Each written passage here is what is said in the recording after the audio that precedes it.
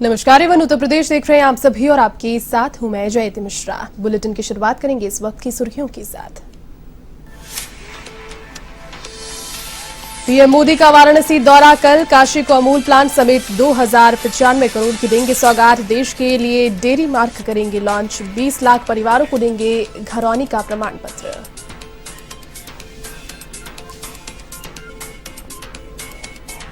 आजादी के अमृत महोत्सवों के तहत कार्यक्रमों का आयोजन। लखनऊ में हुआ कार्यक्रम आयोजित। मुख्यमंत्री योगी ने की कार्यक्रम में शिरकत।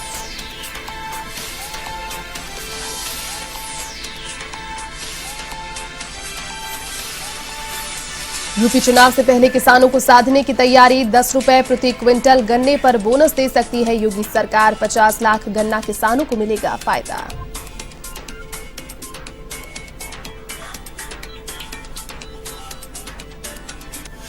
यूपी फिरोजाबाद में रफ्तार का कहर। खड़े ट्रक से टकराई कार। हादसे में मां बेटी समेत 3 की मौत। हादसे के बाद लगा जाम, पुलिस ने खुलवाया।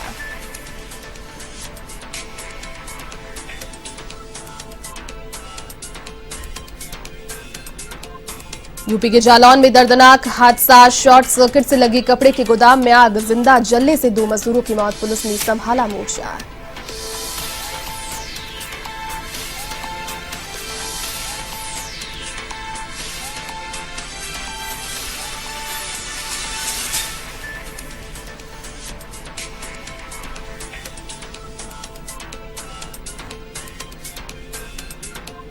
चलिए अब खबरें विस्तार से। प्रधानमंत्री नरेंद्र मोदी कल अपने संसदीय क्षेत्र वाराणसी के दौरे पर रहेंगे। इस दौरान पीएम मोदी काशी को अमूल प्लांट समेत 2095 करोड़ 67 लाख की सौगात देंगे। तो वहीं इसके बाद वे एक जनसभा को भी संबोधित करेंगे जिसमें किसानों की अधिक भागीदारी होगी। इस मौके पर बनारस से ही देश भर के लिए डेयरी मार्क लॉन्च किया जाएगा। इसके अलावा प्रधानमंत्री नरेंद्र मोदी अमूल प्लांट करखियाव की जमीन पर आयोजित कार्यक्रम के दौरान मंच पर अपने हाथ से वाराणसी के 6 परिवारों को घरौनी का प्रमाण पत्र भी देंगे, जिसमें 3 तहसील यानी कि सदर, पिंजरा और राजा तालाब के 2-2 परिवार शामिल होंगे। इसके बाद प्रदेश के 20 लाख परिवारों को ऑनलाइन घरौनी जारी करेंगे, जिसमें 35,000 परिवार वाराणसी जनपद के शामिल होंगे।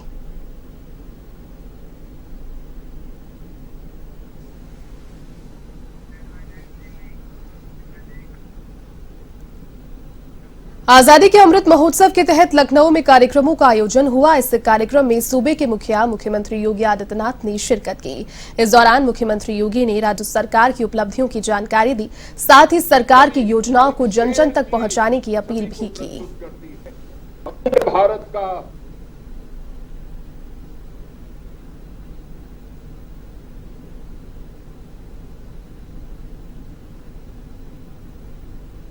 हम सब जानते हैं, यह केडी सिंह बाबू स्टेडियम में यह भव्य आयोजन पूरे लखनऊ महानगर और जनपद को भारत की आजादी के महोत्सव के साथ जोड़ रहा है। भारत की आजादी केवल मांगने से नहीं मिल पाई थी।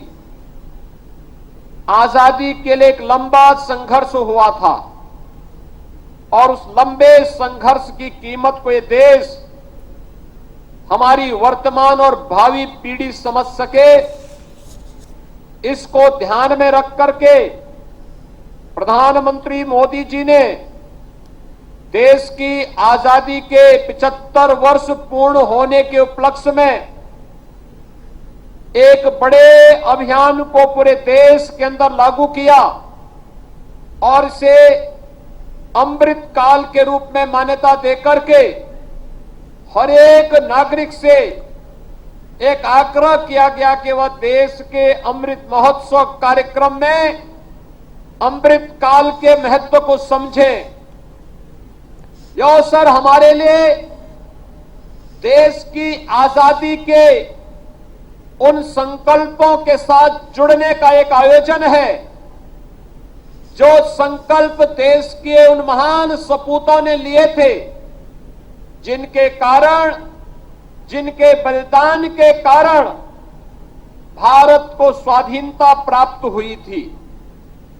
हम सब जानते हैं कि देश के अंदर अलग अलग समय में आजादी का आंदोलन चलता रहा, लेकिन सामूहिक प्रयास 1857 के प्रथम स्वतंत्र समर में देखने को मिला था।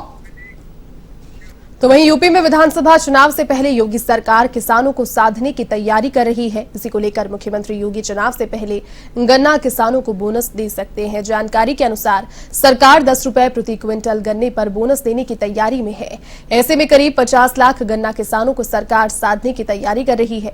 आपको बता दें कि 4 साल के बाद एमएसपी में 25 रुपए के इजाफे से किसान नाखुश हैं। तो वहीं आचार संहिता से पहले किसानों के लिए घोषणा होने की उम्मीद है।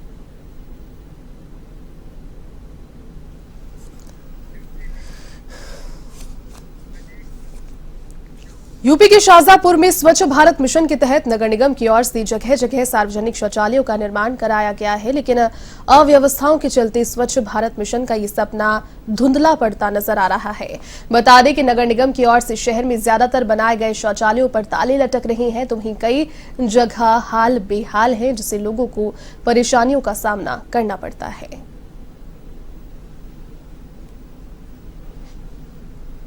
तो इज्जत घर हमारे जो भी बने हैं वो हम लोगों ने एजेंसीज को दिए हुए हैं। तो एजेंसी जो चलाती हैं वो अपने हिसाब से चलाती हैं।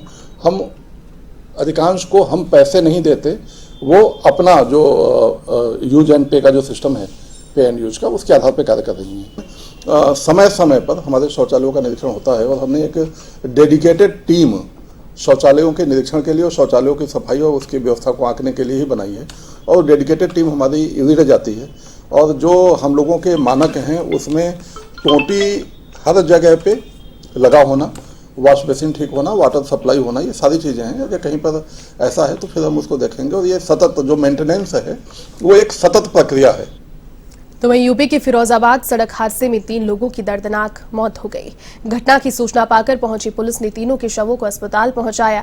मृतकों में मां, बेटी और एक युवक है। ये कानपुर के रहने वाले एक ही परिवार के सदस्य हैं और सभी जयपुर से रिश्तेदारी से लौट रहे थे।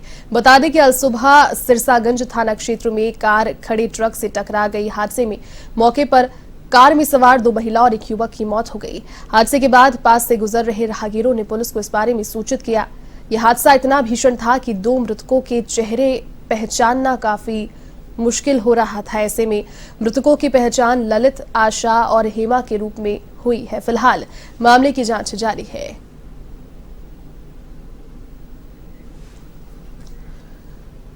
यूपी के जालौन जिले में दर्दनाक हादसा हो गया। यहां शॉर्ट सर्किट की वजह से कपड़े के गोदाम में आग लग गई। इसकी चपेट में आकर गोदाम के भीतर सो रहे 2 मजदूरों की मौत हो गई। आसपास के लोगों ने इसकी सूचना पुलिस को दी। घटना की सूचना मिलते ही फायर ब्रिगेड और पुलिस की गाड़ियां मौके पर पहुंची और आग पर नियंत्रण किया। तो वहीं भीषण आग से गोदाम में रखी कार और 3 बाइक जलकर राख हो गई। पूरा मामला उरई कोतवाली क्षेत्र के सूर्यनगर का है।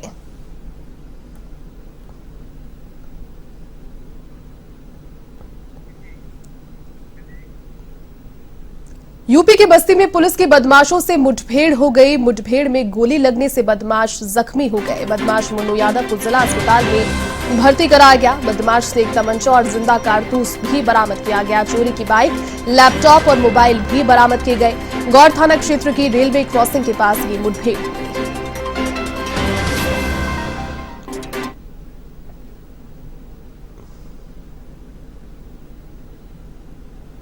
मुठभेड़ में एक चोर को गिरफ्तार किया गया है। इस चोर ने 5 दिसंबर की रात में थाना गौर से एक लैपटॉप, कुछ मोबाइल चुराए थे। मुठभेड़ के दौरान इस चोर के पास से एक अवैध तमंचा, 2 कारतूस, एक मोटरसाइकिल और चोरी गया हुआ सारा सामान बरामद हुआ है। ये पूर्व में छपिया थाना जिला गोंडा से भी जेल जा चुका है। इसमें मुठभेड़ में इस अपराधी के पैर में गोली लगी हुई है। यूपी की कानून व्यवस्था को ठेंगा दिखाते चोरों ने लखीमपुर खीरी के लोगों की नींद उड़ा दी है। यहां चोरी की बढ़ती वारदातों को लेकर लोगों में दहशत व्याप्त है। तो वहीं स्थानीय लोगों ने खुद की सुरक्षा का जिम्मा खुद अपने हाथों में लिया है। इस दौरान लखीमपुर खीरी में स्थानीय लोग कड़ाके की ठंड में भी पहरा देते नजर आ रहे हैं। क्षेत्र में बढ़ती वारदातों से पुलिस की कार्यशैली पर सवाल उठ रहे हैं।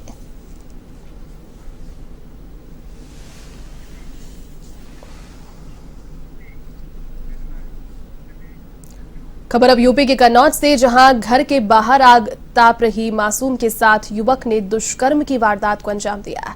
पुलिस के अनुसार मासूम को अकेला देखकर युवक सुनसान स्थान पर ले गया और वारदात को अंजाम दिया। हालांकि ग्रामीणों ने आरोपी को पकड़कर जमकर धुनाई कर दी। फिलहाल पुलिस ने आरोपी युवक को गिरफ्तार कर लिया है और घटना जो है वो छिबरामऊ कोतवाली क्षेत्र की है।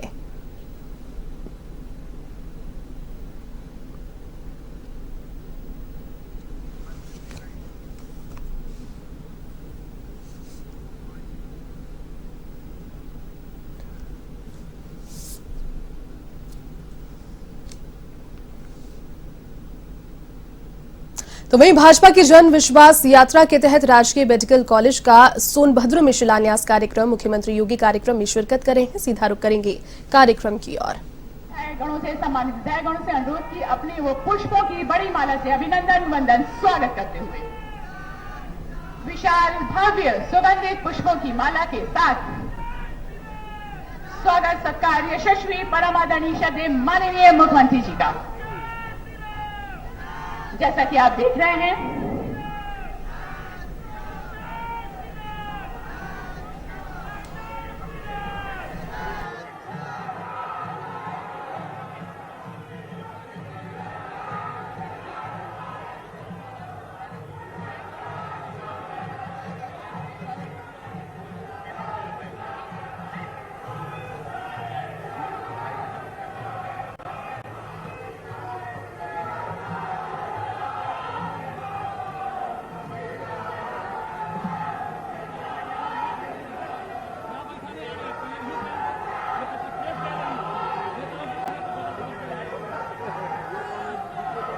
स्वागत सत्कार की इस कड़ी के पश्चात आइए स्वागत उद्बोधन हेतु सादर आमंत्रित करते हुए कार्यक्रम के अगले सोपान पर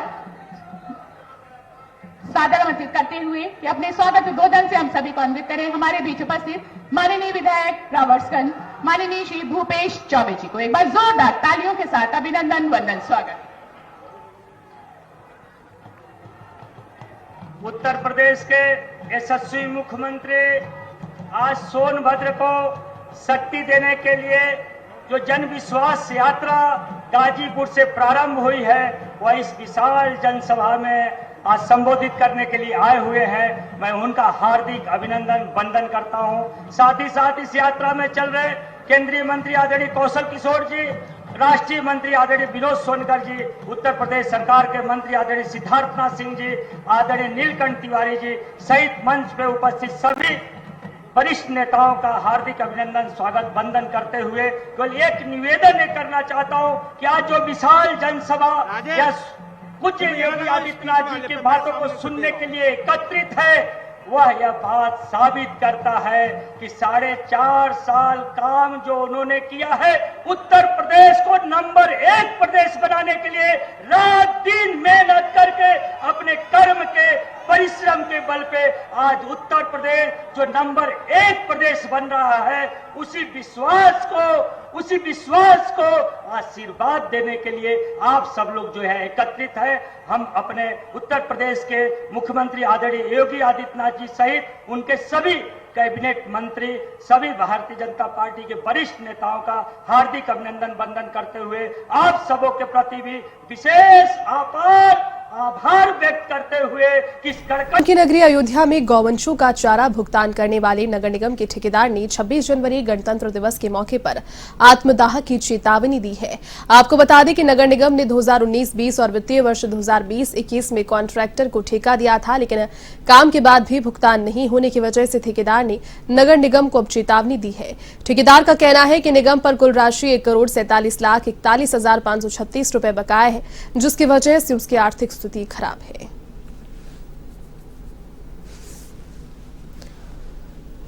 नगर निगम अयोध्या में बैफिंग गौशाला के बकाया के भुगतान के संबंध में प्रार्थी जानना चाहता है कितने दिन के अंदर भुगतान किया जाएगा।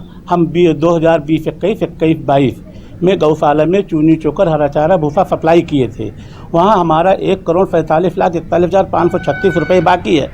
मैं नगर निगम को 26 बार लिखित नोटिस, 7 बार GRF के माध्यम से उच्च अधिकारियों को सूचित किया हूँ। माननीय मुख्यमंत्री जी, माननीय नगर विकास मंत्री जी, माननीय सांसद जी, माननीय विधायक जी, माननीय महापौर जी, नगर आयुक्त जी, अपर आयुक्त साहब, सहायक गौशाला प्रभारी, हम सबसे बार बार आग्रह करते रहे, सर हमारा पैसा दे दीजिए, क्योंकि यूपी के शाहजहांपुर में जनता ऑटो ई रिक्शा एसोसिएशन के नेतृत्व में रिक्शा चालकों ने प्रदर्शन किया। खिंडीबाग रामलीला मैदान में उन्होंने छावनी परिषद के ठेकेदार के खिलाफ जमकर नारेबाजी की और उनका पुतला फूंका। ई रिक्शा एसोसिएशन ने मुख्यमंत्री के नाम 5 सूत्रीय ज्ञापन प्रशासनिक अधिकारी को सौंपा है। जिलाध्यक्ष महफूज अली खान ने बताया कि एक तो प्रशासन ने नगर के भीतर जाने वाले लगभग हर मार्ग पर ई रिक्शा की एंट्री पर बैन लगा दिया है, तो दूसरी तरफ ठेकेदार की अवैध वसूली ने उनकी कमर को तोड़कर रख दिया है। साथ ही नगर निगम में 17 रिक्शा स्टैंड जो कि अन्य लोगों के कब्जे में हैं, उन्हें भी खाली कराया जाए। उन्होंने बताया कि जब तक प्रशासन उनकी मांगे नहीं मानेगा तो लोग इस तरह से आंदोलन करते रहेंगे।